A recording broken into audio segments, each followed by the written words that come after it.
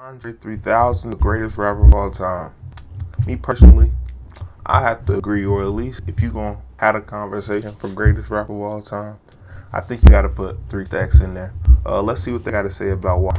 Hip Hop DX, I'm Justin Hunt. This is The Breakdown. Originally Check will be this in the out. This description is down the below. Armstrong State University in Savannah, Georgia. They've decided to add an English course on Outkast. Dr. Regina Bradley, PhD, decided to start the English course because class she on felt there was a Outkast? lack of Southern artists represented in hip hop studies courses. All this got me thinking.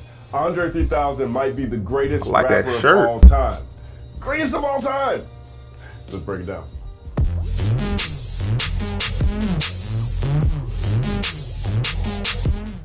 Now, the knock against Andre is obvious. He doesn't have a solo rap album.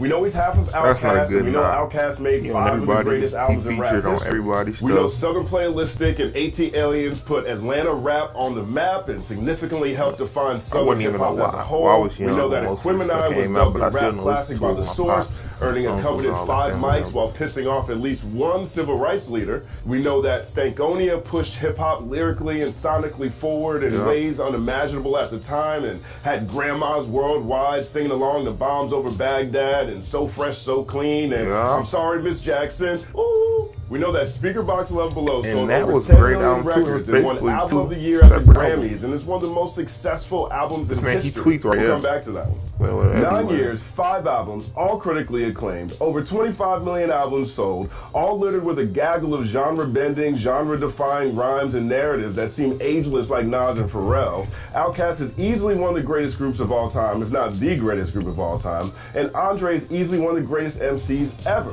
He's gotten top 5 proclamations from Jay-Z, Nas, Deserve Scarface, him. the list goes on. But all that matters little because he doesn't have a solo rap album. No. Outkast's 6th album came out in 2006. We remember that Ottawa was Dre and Big That Boy's album last was cold, album too. together.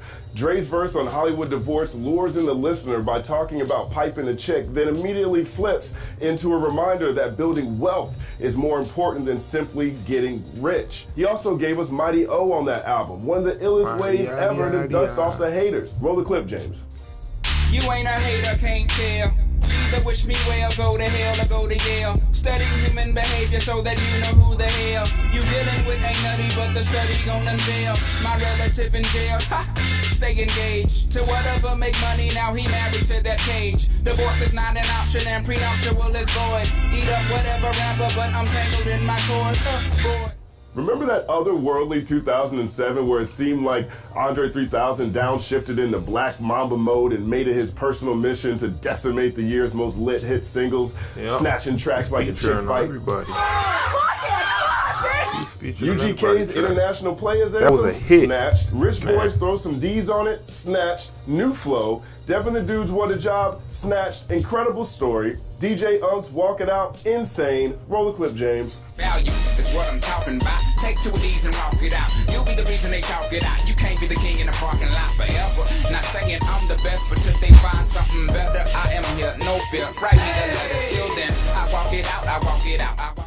You'll be the reason they chalk it out. You can't be the king of the parking lot forever. That's another thing that's remarkable about Andre 3000. He never passes up an opportunity to educate and elevate while he decimates. Hip hop is constantly criticized for championing the seedier side of life and promoting the dregs of society while systematically degrading women.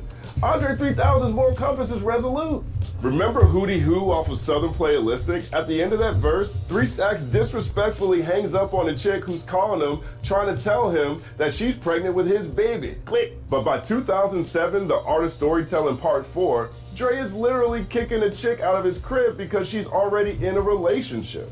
Andre's at home talking about love and lust and life and politics. He's like the preacher who's preaching without ever sounding preachy. That's the one thing most rappers fear most, 3 Stacks included, becoming the old dude in the club. Allegedly, hip-hop is reserved for the youth, and somehow Dre's aged without sounding old and without gratuitously talking about his possessions in the process. Where they do that at? Plus, Dre still maintains a universal godlike reverence with younger MCs. My homie Will calls it the GOAT effect. It's when cats still covet the cosign.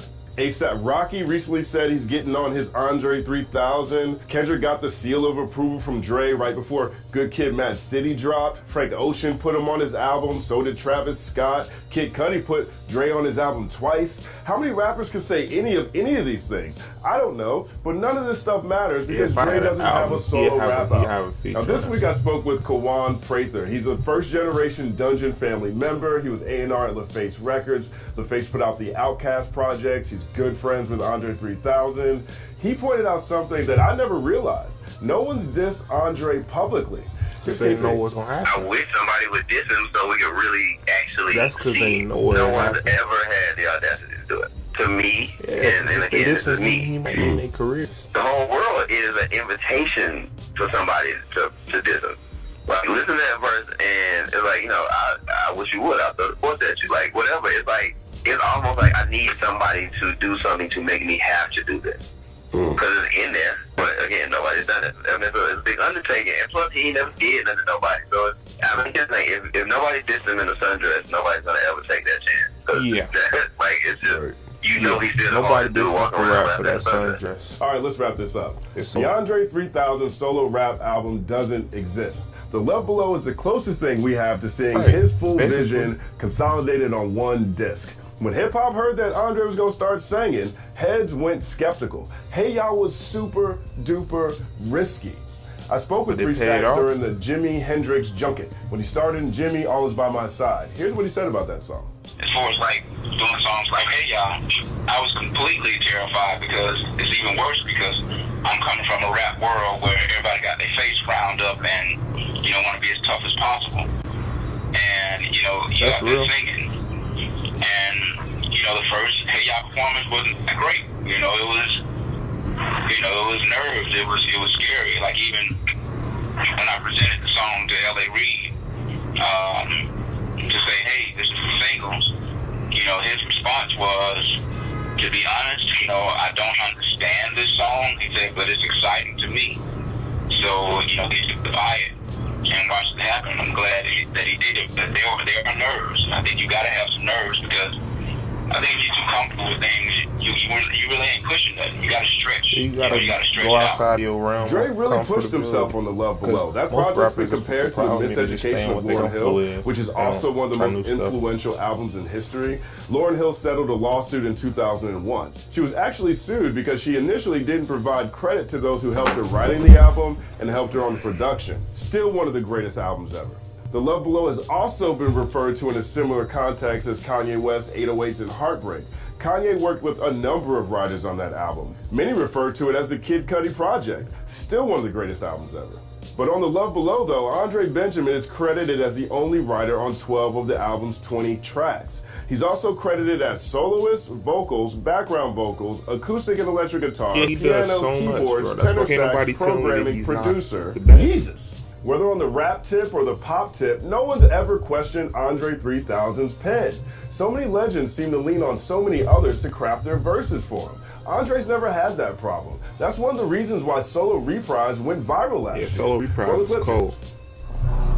After 20 years in, I'm so naive, I was Yes. under the impression that I'm everyone going wrote with their own the verses. It's coming back different, and yeah, that shit hurts me. I'm humming and Yep. whistling to those not deserving. I stumbled and lived a It's few real. was like working just way too hard.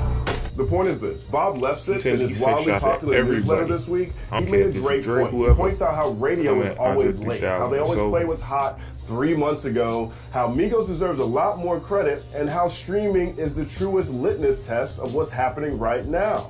We are in a singles era. Kendrick Lamar made some of the most important albums in history, it seems like at this point, but he doesn't have a lot of chart-topping singles. Drake is the singles king, but he doesn't have a lot of critically acclaimed albums. Who's more quotable? Who's the better artist? Who's made the bigger impact? The idea that the album or album structure is still the ultimate measure of an artist's value or accomplishment or reputation is an aging concept that doesn't resonate with the influencers of tomorrow. These kids are coming up in a playlist culture. And even with that, Andre 3000 is still half of 5 of the greatest albums in hip-hop history, at least 2 of the greatest albums in music history. He's lyrically snatches tracks left and right and still has never had someone publicly diss him. He's one of the greatest writers ever and wrote and produced one of the most influential discs in modern music. Does the fact that Andre Benjamin doesn't have a solo rap album, a product that's becoming more dated by the day, is that enough to still keep him from being the GOAT? No. I don't have the answer to these questions. Another Breakdown Saturday in the books. Thank you guys for rocking with us each and every week. Oh, we gonna end the video there, guys. Like I said, I think Andre 3000, when you're talking about the best rappers of all time, you have to put him in there. Other than that, original link to this, as I said earlier, will be in the description box down below. Check out my other channel if you like, which the link will also be in the description box down below. And please comment some stuff for me to react to, guys, so that I'll have more stuff to bring you guys tomorrow. And until next time, it's been your boy Squints. Peace.